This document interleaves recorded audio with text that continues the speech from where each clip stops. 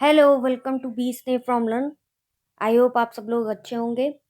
तो आपका स्वागत है मेरे चैनल पे बी स्ने फ्रॉम लर्न, जिसमें कि हम ज्योग्राफी में आपको पढ़ा चुके हैं कोल चैप्टर और इंटरनल स्ट्रक्चर ऑफ अर्थ, और आज का चैप्टर है हमारा रॉक्स। ठीक है, तो पढ़ते हैं। चैनल को सब्सक्राइब कीजिए और लाइक कीजिए और आगे टॉपिक इस पे पढ़ते रहिए। चलिए आते हैं अपने टॉपिक पे कि रॉक्स, ये जो टॉपिक है रॉक्स यानी चट्टाने, कितनी तरीके की हमारे यहाँ चट्टाने हैं। ठीक है, और चट्टाने क्या होती हैं, इन चट्टानों से हमको क्या मिलता है और क्या बेनिफिट्स हैं इनका हमारे जो चट्टाने हैं उनसे हमको क्या है। ये चट्टाने मतलब एग्जैक्टली बेस जो है ना उसका, वो हम पढ़ना शुरू करते हैं। तो चलिए आइए। A rock is made of grains that fit together. Some rock are made of several minerals combined. Rock जो होती है ना, वो क्या होती है कि कई तरीके की ग्रेन्स से बनी होती है, कई तरीके की मटेरियल से बनी होती है और एक दूसरे में क्या होती है, फिट होती है। रॉक जो चट्टाने हमारी बनी होती हैं वो एक दूसरे में फिट होती हैं और कई ग्रेन से, कई मिनरल्स और कई ग्रेन्स से बनी होती हैं। ठीक है, क्या इन चट्टानों को हम शैल भी बोलते हैं। क्या बोलते हैं? शैल भी बोलते हैं इन चट्टानों को। ठीक है, पृथ्वी की ये जो earth crust is made up of many different kind of rocks. Rocks are mixture of minerals usually cemented together. तो पृथ्वी की जो प्रॉपर्टी होती है, जिसको हम लोग क्रस्ट बोलते हैं, हम लोगों ने पढ़ा भी था, इसको हम लोग हिंदी में प्रॉपर्टी भी बोलते हैं। इनमें बनने वाले खनिज पदार्थ, किसी भी कोई भी खनिज पदार्थ जो होते हैं वो खनिज पदार्थ के किसी भी जो एक प्राकृतिक पिंड होता है ना, उसको हम सेल कहते हैं। ठीक है, ये हमने आपको हिंदी में बताया है कि, और ये कहाँ पर ये चट्टानें होती हैं, जो अर्थ, जो हमने इंटरनल स्ट्रक्चर ऑफ अर्थ पढ़ा था उसमें जो सबसे ऊपर परत थी क्रस्ट, मेटल और कोर, ये तीन पड़े थे। तो उनमें जो क्रस्ट होती है ना, उनमें ये तरीके की जो चट्टानें होती हैं जो मिलती हैं और उनसे हमको कुछ मिनरल्स मिलते हैं। ठीक है, तो अर्थ क्या होती है? Earth crust is made up of many different kinds of rock. Earth की जो क्रस्ट होती है वो different type of kind rock की बनी होती है। ठीक है, और वो रॉक क्या होते हैं? वो मिक्सचर ऑफ मिनरल्स होते हैं। ठीक है, मिक्सचर ऑफ मिनरल्स की रॉक्स बनी होती है। अब आते हैं कि इनमें कितनी तरीके की रॉक्स होती है और क्या क्या इनमें ऐसा पाया जाता है। अब आते हैं तो अब इसको समझते हैं कि क्या होता है। ये हमारे टाइप्स ऑफ रॉक्स हैं। ठीक है, ये टाइप्स ऑफ रॉक्स है। पहला है हमारा इग्नियस रॉक्स, दूसरा है सेडिमेंट्री रॉक्स, तीसरा है मेटामॉर्फिक रॉक्स। ठीक है, ये इमेज में आप देख रहे होंगे कि डिफरेंट डिफरेंट तरह की रॉक्स आपको दिख रही है। इमेज में आपको दिख रहा है ना कलर, और उस जो है ये दूसरे कलर का दिख रहा है, सेडिमेंट्री दूसरे, मेटामॉर्फिक दूसरे कलर का। अब हम यहाँ पर हिंदी में भी लिख देते हैं। इग्नियस रॉक को कहते हैं आग्नेय शैल। ठीक है, सेडिमेंट्री रॉक को कहते हैं अवसादी सैल। ठीक, मेटामॉर्फिक रॉक्स को कहते हैं कायांतरित भी बोल देते हैं और रूपांतरित भी बोल देते हैं। कायांतरित और रूपांतरित सैल। ठीक है, तो ये हमारी तीन तरीके की सेल होती है। अच्छा, ये जो अवसादी सेल होती है ना, इनको परतदार चट्टान भी कह देते हैं। ठीक है, ये मत भूलिएगा। अवसादी चट्टानें जो होती हैं कई layer to layer, layer to layer होती है ना, तो इनको लेयर्ड रॉक्स भी कह देते हैं, परतदार चट्टान भी कह देते हैं। तो इसमें कंफ्यूज मत होइएगा, कभी कभी दे देते हैं लेयर्ड रॉक्स में, इनमें से किसमें लेयर्ड रॉक्स में कौन सा एलिमेंट पाया जाता है। तो अब हमने तो पढ़ा होता है इग्नियस रॉक, सेडिमेंट्री, मेटामॉर्फिक, तो हम कंफ्यूज हो जाते हैं, लेकिन कहते हैं वो सेडिमेंट्री रॉक्स को ही है, परतदार चट्टान। ठीक है, तो तीन टाइप की रॉक्स होती है, इग्नियस रॉक, सेडिमेंट्री, मेटामॉर्फिक, आग्नेय सेल, अवसादी सेल और कायांतरित और रूपांतरित सेल। अब आगे इनमें इस पे पढ़ते हैं इनके बारे में क्या कहा गया है। तो अब पहले आते हैं, पढ़ते हैं इग्नियस रॉक्स। इग्नियस रॉक्स क्या होती हैं? ठीक है,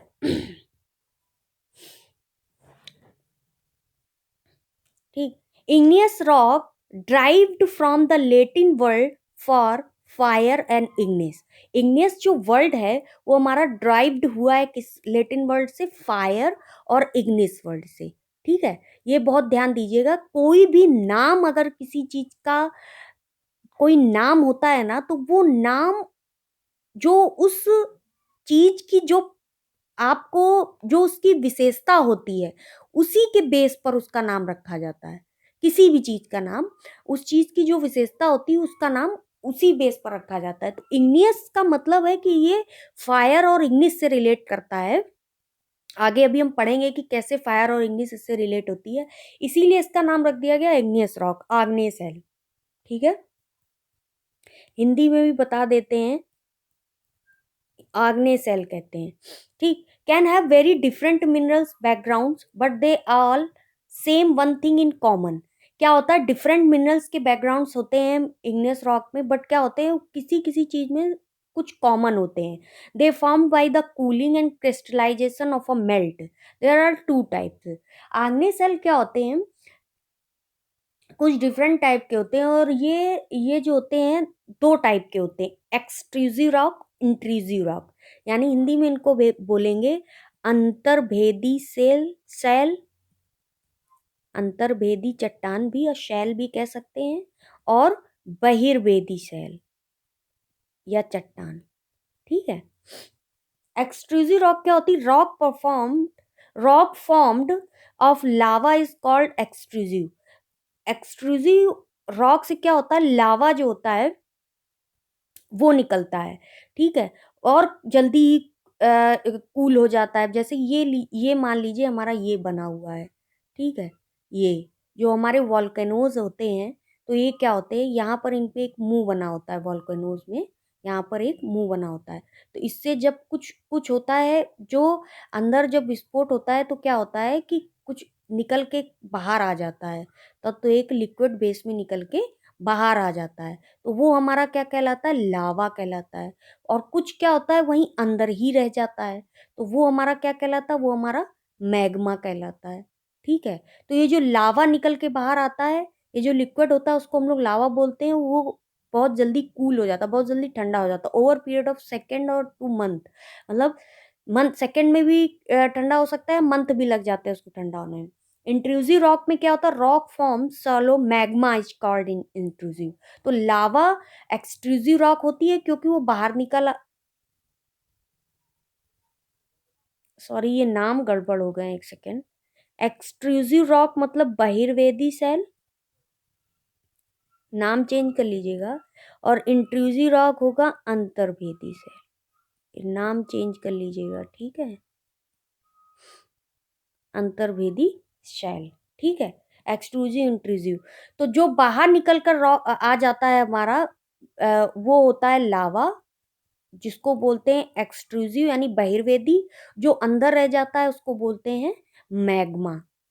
ठीक है, उसको क्या बोलते हैं, मैग्मा।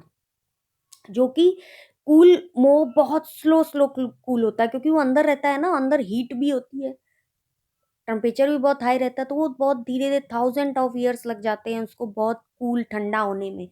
और जब ठंडा होगा तभी हम ह्यूमंस उस चीज को ले पाएंगे, तभी उससे कुछ चट्टानें बन पाएंगी, हम उनको ले पाएंगे, हम उनको यूज कर पाएंगे। तो आपको ये समझना है कि इग्नियस रॉक क्या होते हैं, दो टाइप के होते हैं, एक्सट्रूसिव और इंट्रूसिव, बहिर्वेदी सेल, अंतर्वेदी सेल। और इनसे लावा और मैग्मा जो होता है निकलता है, मैग्मा अंदर रह जाता है और लावा निकल के बाहर आ जाता है। लावा बहुत जल्दी ठंडा हो जाता है, बाहर आ जाता है निकल के इसलिए, और मैग्मा क्या होता है, अंदर रह जाता है तो देर में ठंडा होता है। ठीक है, तो ये हमारा इग्नियस रॉक थे। और ये जो देखिए इसके एग्जाम्पल दिए हुए हैं, बेसाल्ट और ग्रेनाइट। ये जो मैग्मा और लावा है इससे हमें क्या मिलता है, बेसाल्ट और ग्रेनाइट। सेल के बारे में तो हमने बेस पढ़ लिया कि कैसे फॉर्म होती, कैसे मिलती, पर इसके एग्जाम्पल बहुत इंपॉर्टेंट है जो कि पूछे जाते हैं।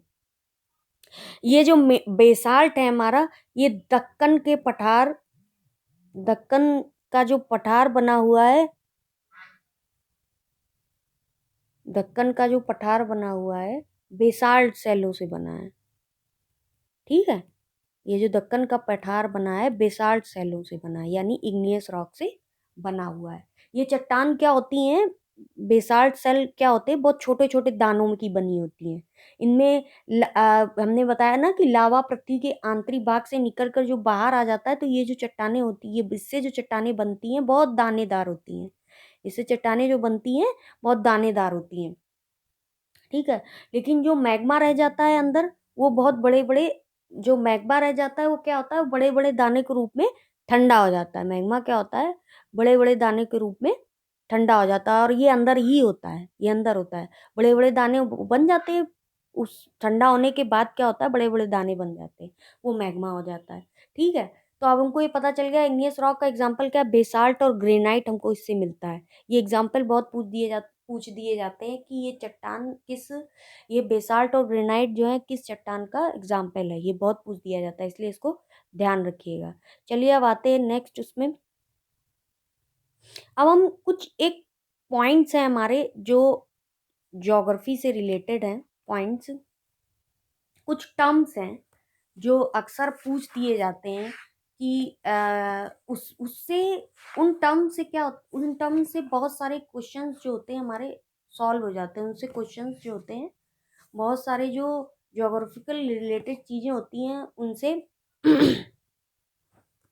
आ जाती है। वो टर्म्स पहले पढ़ना बहुत जरूरी है, उसके बाद हम आगे सेकंड और थर्ड जो रॉक्स के वो हैं वो आपको बताएंगे। एक जो ज्योग्राफिकल में उसमें एक टर्म आता है हमारा, वो आता है नेचुरल फोर्स। नेचुरल फोर्स यानी कुछ जो शक्तियाँ होती हैं, प्राकृतिक शक्तियाँ होती हैं। ये ज्योग्राफिकल भूगोल के कुछ टर्म्स हैं, पॉइंट्स हैं जो आपको समझने जरूरी हैं, क्योंकि जो अब हम आपको टाइप्स रॉक्स के पढ़ाएंगे ना, वो इस इन्हीं टर्म, इनका टर्म का यूज होगा। तो पहले ये टर्म्स क्लियर कर लेते हैं, उसके बाद उस पर आते हैं। तो नेचुरल फोर्स कुछ हमारी प्राकृतिक शक्तियाँ होती हैं। वो शक्तियाँ दो तरीके से होती हैं, एक इंटरनल फोर्स होती हैं और एक होती हैं एक्सटर्नल फोर्स, ठीक है। एक इंटरनल फोर्स पे होती है, एक एक्सटर्नल फोर्स, यानी ये आंतरिक शक्तियां हैं। अभी ये बताएंगे आगे आगे, जैसे वैसे वैसे क्लियर होगा। ये आंतरिक शक्तियां हैं और ये बाह्य शक्तियां हैं, ठीक है। ये बाह्य शक्तियां हैं, ठीक। ये आंतरिक शक्तियां हैं हमारी और ये बाह्य शक्तियां हैं। नेचुरल फोर्स में दो तरीके के हैं। नेचुरल फोर्स क्या है, प्राकृतिक शक्तियां, ठीक। यहाँ पर फिर से लिख देते हैं, आपको समझ में आएगा। और ये आंतरिक शक्तियाँ, अब इनमें डिफरेंस बताएंगे क्या होता है, ये बाह्य शक्तियाँ। अब आते हैं कि इनमें डिफरेंस क्या होता है, यानी बाह्य मतलब बाहरी, बाहरी शक्तियाँ, ठीक है। ध- धरातल पर यानी पृथ्वी पर कोई ना कोई जो नई स्थलाकृतियों का निर्माण होता रहता है, वो आंतरिक शक्तियों से होता है, ठीक है। कोई जो नई स्थलाकृतियों का निर्माण होता है वो आंतरिक शक्तियों से होता है। तो आंतरिक शक्तियां क्या करती हैं, इंटरनल फोर्स क्या करते हैं, स्थलाकृति का निर्माण करते हैं। और बाह्य शक्तियां क्या होती हैं, स्थलाकृतियों में परिवर्तन लाती हैं, यानी कि इनसे जो ये बनी होती है इनको टूट फूट करेंगे उनसे, सॉरी, तो ये स्थलाकृति का निर्माण करेंगी और ये स्थलाकृति को परिवर्तन करेंगी। बहुत से समझिएगा, ये परिवर्तन करती रहती है, मतलब जो शेप बनता है, मान लीजिए ये शेप बना, तो इनके एक्सटर्नल फोर्स के द्वारा जो बाहरी फोर्स लगेगा उनसे ये आकृति जो होगी परिवर्तित होती रहेगी। मान लीजिए अब ये ऐसी थी, ये ऐसी रह गई, तो ये जो भाग था ये परिवर्तित हो गया। तो एक्सटर्नल फोर्स से कोई भी स्थलाकृति परिवर्तित होती रहती है, इंटरनल फोर्स से क्या होता है, स्थलाकृति निर्मित होती रहती है, बनती रहती है, ठीक है। तो ये दो चीजें हमने अभी पढ़ी। तो बाह्य शक्तियों से और क्या चीज होती है, प्रथम वो चट्टानें जो ही अपने स्थान पर कमजोर होकर तोड़ मोड़ करती हैं। अब बाह्य शक्तियां क्या होती हैं, बाह्य शक्तियां ये हमने पढ़ लिया कि बाह्य शक्तियां परिवर्तन करती हैं, स्थलाकृति निर्माण करती हैं, ठीक है। अब आगे आते हैं कि इनमें क्या आएगा, इनके एग्जाम्पल ये देखिए, ये इनके एग्जाम्पल हैं। अब एग्जाम्पल समझते हैं। ये एक वेदरिंग वर्ड है, वेदरिंग मतलब हिंदी में अपक्षय, ये एक्सटर्नल फोर्स के एग्जाम्पल है। एक ये इरोजन, अपर्दन, ये शब्द सुने होंगे आपने, ये वेदरिंग है और ये इरोजन है, ठीक है। तो वेदरिंग कैसे होती है, इनमें क्या होता है, इनमें चट्टानों का विघटन होता है। वेदरिंग में यानी अपक्षय में क्या होता है, इनमें चट्टानों का विघटन होता है। विघटन मतलब टूट फूट। इनमें चट्टानों का क्या होता है, इनमें चट्टानों का अप विघटन होता है। विघटन मतलब टूट फूट होती रहती है, ठीक है, टूट फूट होती रहती। और अपघटन, ये दो शब्द ध्यान रखिएगा, विघटन और अपघटन।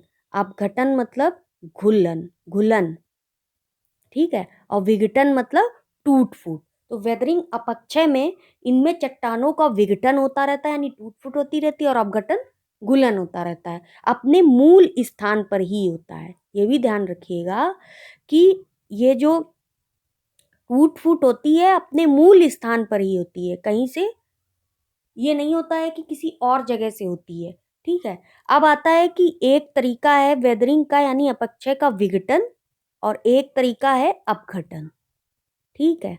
अब ये होता कैसे, ये हो गया घुलन, और अब विघटन हो गया टूट फूट, ठीक। अब विघटन किस तरीके की क्रिया है, विघटन क्रिया है यांत्रिक क्रिया, ठीक है।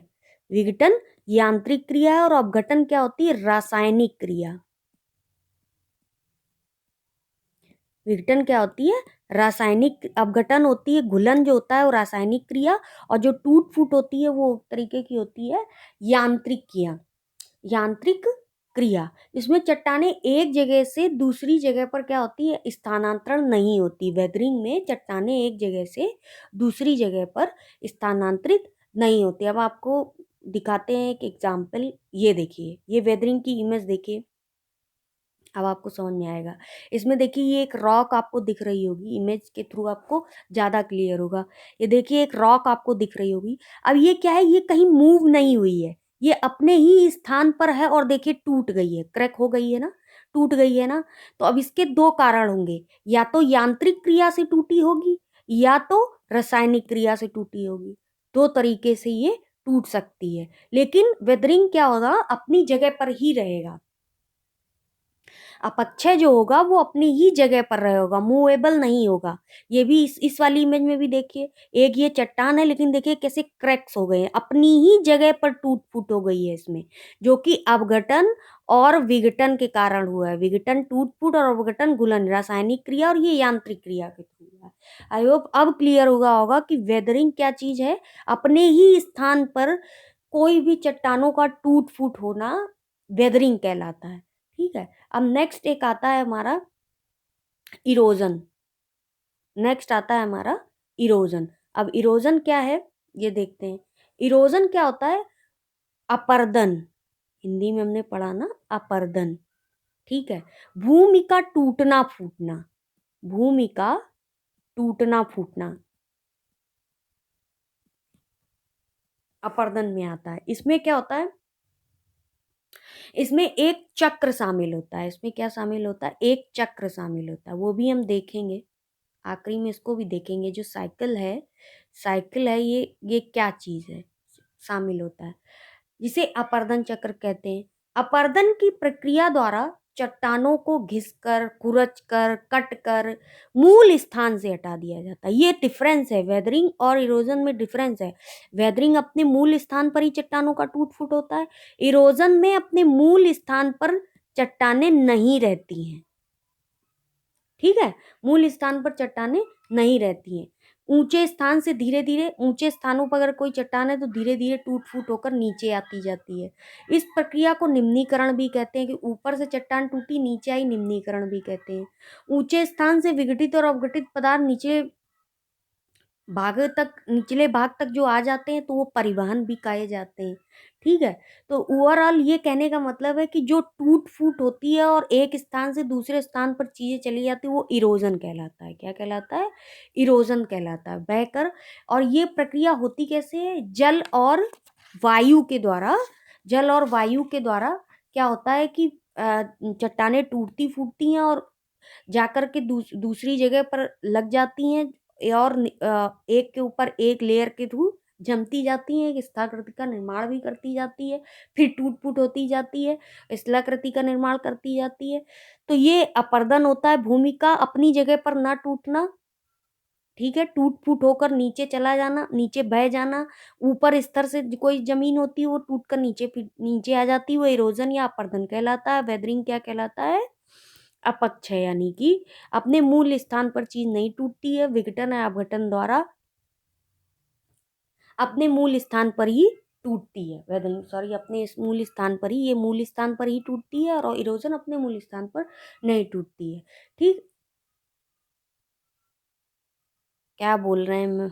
वेदरिंग अपने मूल स्थान पर टूटती है और इरोजन अपने मूल स्थान पर नहीं टूटती, सही बोल रहे थे। ठीक है, चलिए आते हैं। अब पूछा जाता है नदी अपरदन से यानी रिवर इरोजन से कौन सी स्थलाकृतियों का निर्माण हो जाता है। ये एग्जाम्पल आ जाते हैं और पूछा जाता है ये कैसे बनते हैं। तो ये जो हमारी वी आकार की घाटी आपने सुनी होगी, वी आकार की जो घाटी है, वी आकार की जो घाटी है, ये हमारी इरोजन से बनती है। जल प्रपात जो होते हैं वो भी इरोजन के ही थ्रू जो आता है निर्माण हो जाता है चट्टानों का, क्योंकि जलप्रपात से बहकर लाते रहते हैं। केनियन भी इसी से बन जाता है।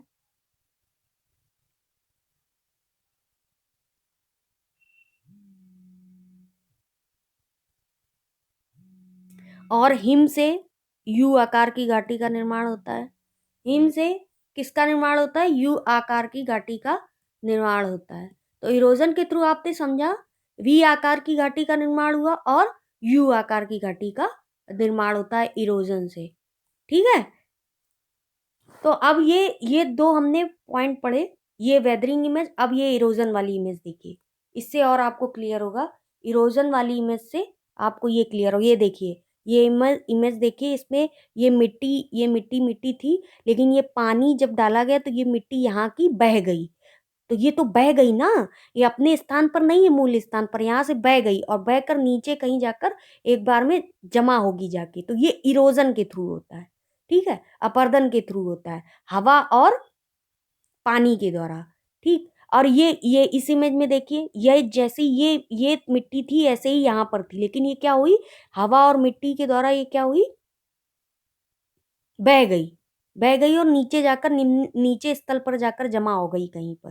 तो ये होता है हमारा अपर्दन। ये इमेज के थ्रू आपको ज्यादा क्लियर हुआ होगा कि इरोजन और वेदरिंग क्या होता है, इरोजन और वेदरिंग क्या होता है। अब आते हैं हम अपने इस टॉपिक पे।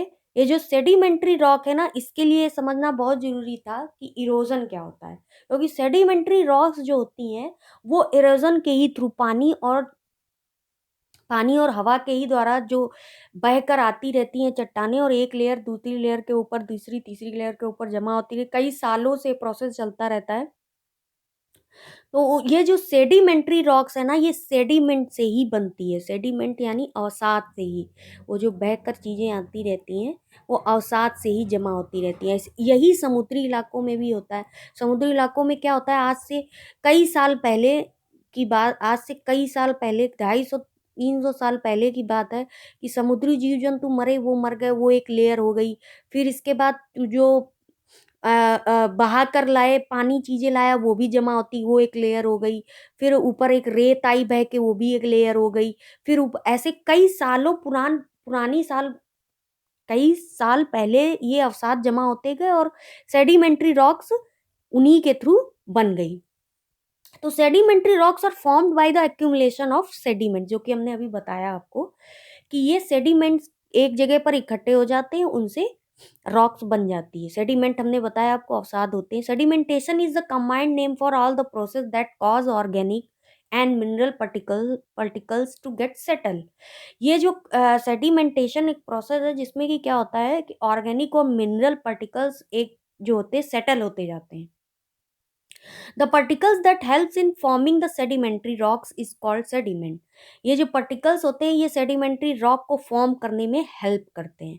ठीक है, the sediment is formed with the help of erosion and weathering. अभी हमने इसीलिए ये आपको point दोनों समझाए, erosion और weathering, इसीलिए बताएं क्योंकि ये रॉक्स समझने के लिए ये दो ज्योग्राफिकल टर्म समझने जरूरी थे कि इरोजन क्या होता है और वेदरिंग क्या होता है। ठीक है, तो आप तो समझ में आ गया होगा कि सेडिमेंट जो इरोजन और वेदरिंग के थ्रू क्या होते हैं, फॉर्म होते जाते हैं और लेयर टू लेयर एक जगह पर जमते जाते हैं, जिससे सेडिमेंट्री रॉक बनती जाती है। आगे भी देखिए लिखा, from the source area which is transported to the deposition place by the wind, water, ice and glacier.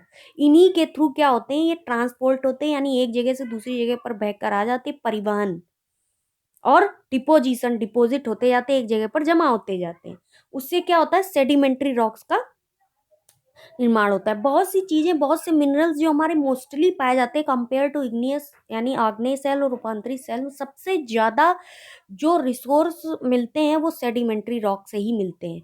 अब इनका हमारा एग्जाम्पल क्या है, अब हमें ये समझना है कि इनमें क्या क्या चीजें हमारी आती हैं।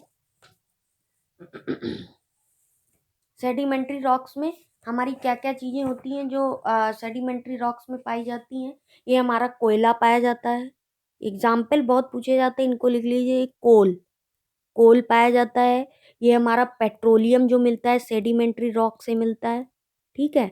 और क्या मिलता है, वैक्स मिलती है, मोम जिसको बोलते हैं वो मिलती है, सीएनजी, एलपीजी, ये सब हमारी किससे मिलती हैं, बलुआ पत्थर, सेडिमेंट्री रॉक से। बलुआ पत्थर हुआ, रेत के दाने, ठीक है, ये सब हमारे किससे मिलते हैं, सेडिमेंट्री रॉक से।